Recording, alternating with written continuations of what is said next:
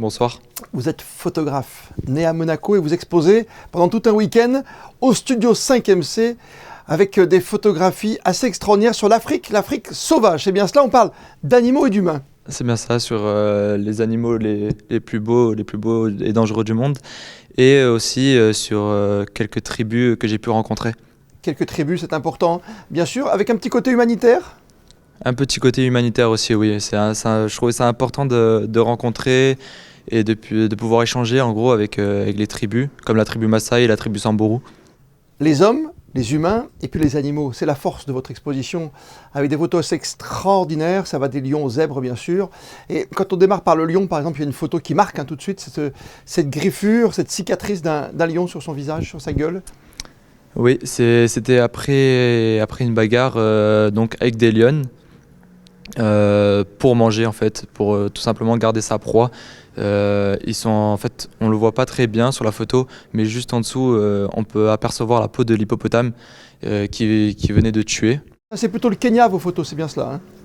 C'est ça, c'est au Kenya, donc dans la réserve du Masai Mara et aussi à Samburu. C'est beaucoup de préparation, c'est juste un peu de chance, c'est beaucoup d'attente. Comment se passe la photo idéale finalement pour vous ? Alors, j'ai eu la chance d'être bien encadré avec mon guide Valentin Lavis, qui est aussi photographe et vidéaste.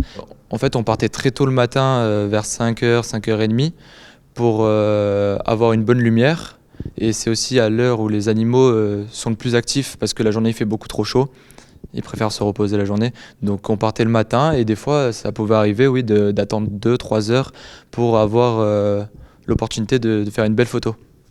Patience, oui. Silence aussi pour avoir la plus belle photo, on l'a bien compris, dans un univers qui est quand même dangereux, mais foncièrement magique. Hein.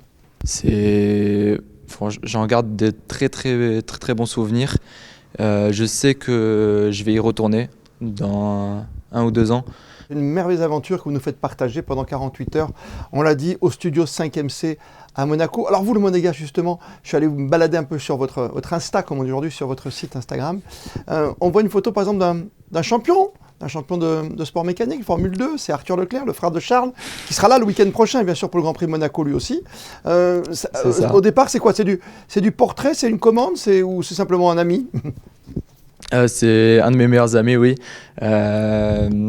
On s'était dit, on va faire des photos et on allait dans la salle de sport et tout simplement, on a pris quelques portraits pour mettre sur les réseaux sociaux. Afrique sauvage, c'est votre exposition, on le rappelle, studio 5MC, studio un peu particulier, Liam. Hein oui, je voudrais remercier Edouard White qui m'a gracieusement prêté cet emplacement, ce magnifique studio et qui m'a beaucoup aidé pour faire cette exposition. Donc je voulais tout simplement le remercier. Vous avez bien fait. Merci à vous et belle exposition à vous. Et ramenez-nous encore d'autres grandes photos très rapidement que l'on diffusera bien sûr sur Monaco Info. Merci à vous. Merci beaucoup.